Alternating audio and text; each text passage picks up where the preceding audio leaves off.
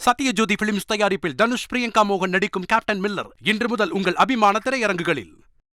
மதுரை அலங்காநல்லூர் அருகே கீழக்கரையில் புதியதாக கட்டிய ஜல்லிக்கட்டு கலை அரங்கத்திற்கு கலைஞர் நூற்றாண்டு ஏறுதழுவுதல் அரங்கம் என்று பெயரிடப்பட்டுள்ளது. இது பற்றிய கூடுதல் தகவல்களை எமது செய்தியாளர் குமார் வழங்க கேட்கலாம். முழு விவரங்கள் என்ன குமார்? வணக்கம்.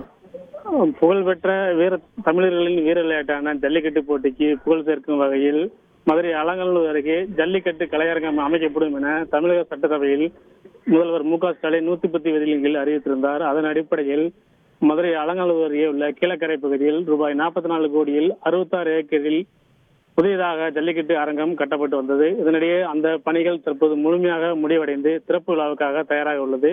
தற்போது கலைஞர் நூற்றாண்டு ஏறுதழுவுதல் அரங்கம் என அதற்கு பெயர் வைக்கப்பட்டு இந்த வார இறுதியில், அதாவது ஜனவரி 23 முதல் 23ஆம் தேதி இந்த ஜல்லிக்கட்டு அரங்கம் திறக்கப்பட உள்ளது. இதனை அடுத்து தமிழக முதல்வர் மு க ஸ்டாலின் அவர்கள் நேரில் வந்து இந்த கலைஞர் நூற்றாண்டு ஏறுதழுவுதல் அரங்கத்தை திறந்து வைக்க உள்ளார். அதன் அடிப்படையில் அன்றிலிருந்து 5 நாட்களுக்கு ஜல்லிக்கட்டு போட்டிகள் தினமும் 500 காளைகள் மற்றும் 500 மாடுபிடி வீரர்களுடன் ஜல்லிக்கட்டு கலைஞர் நூற்றாண்டு ஜல்லிக்கட்டு ஏறுதழுவுதல் அரங்கத்தில் ஜல்லிக்கட்டு போட்டிகள் நடைபெறும் என தெரிவித்துள்ளனர். இதனையடுத்து தற்போது அங்கு நடைபெறும் பணிகளை அதிகாரிகள் மற்றும் அமைச்சர் சட்டமன்ற உறுப்பினர்கள் நேரில் ஆய்வு செய்து வருகிறார்கள். தற்போது 23ஆம் தேதி இந்த ஜல்லிக்கட்டு கலைஞர் நூற்றாண்டு ஏறுதழுவுதல் அரங்கம் திறக்கப்பட உள்ளது.